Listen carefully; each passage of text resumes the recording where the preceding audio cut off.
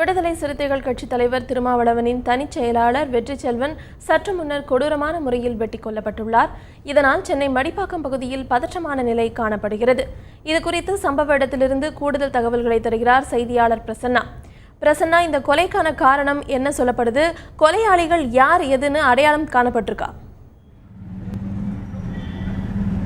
அதாவது விடுதலை சிறுத்தை கட்சிகளின் முக்கிய உறுப்பினரான வெற்றிச்செல்வன் என்பவர் இன்று காலையிலே ஒரு 7 மணி அளவிலே அவருடைய மடிப்பாக்கம் பூவரசம்பட்டு அலுவலகம் அருகிலேயே மர்ம நபர்களால் ஓடி விரட்டி கொலை செய்யப்பட்டுள்ளார். 5க்கும் மேற்பட்ட மர்ம நபர்கள் இந்த கொலை சம்பவத்திலே ஈடுபட்டுள்ளதாக தெரிகிறது. காலை 7 மணி அளவிலே அவருடைய தாய்மண் அலுவலகம் அருகிலே அவர் வந்து கொண்டிருந்த பொழுது அவருடைய கழுத்தை வெட்டியதாகவும் பிறகு அவர் தன்னை காப்பாற்றிக் கொள்ள அங்கிருந்து ஓடி காரிற்குள் சென்ற பொழுது அவர் கழுத்தை மீண்டும் கத்தியால் குத்தி பிறகு கையில் வெட்டி இப்படி பல இடங்களில் அவரை வெட்டி தாக்கியதாக கூறப்படுகிறது. மேலும் இந்த சம்பவம் குறித்து இந்த பகுதி மக்களிடையே விசாரித்த பொழுது இது முழுக்க சொந்த பிரச்சனை என்றும் அவருடைய சொந்தங்களில் ஒரு சிலரே இந்த கொலை சம்பவத்தில் ஈடுபட்டுள்ளதாக குற்றம் சாட்டப்பட்டுள்ளது.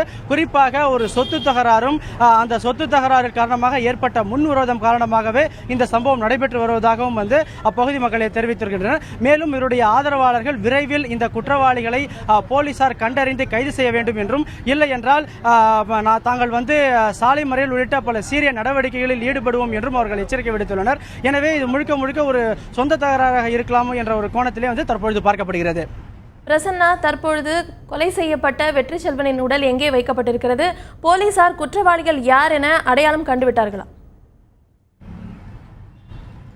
அதாவது வெற்றிச்செல்வன் வெட்டுப்பட்ட உடனேயே அப்பகுதி மக்கள் அவரை மீட்டு அருகில் உள்ள தனியார் மருத்துவமனையில் அனுமதித்தனர். இருப்பினும் அங்கே சிகிச்சை பலனளிக்காமல் அவர் இறந்தார். இந்நிலையில் தற்பொழுது குரோம்பேட் அரசு மருத்துவமனையிலே பிரேத பரிசோதனைக்காக அவருடைய உடலானது எடுத்து செல்லப்பட்டுள்ளது. கட்சித் தலைவர்கள் அனைவருமே அங்கு அஞ்சலி செலுத்துவார்கள் என்று எதிர்பார்க்கப்படுகிறது.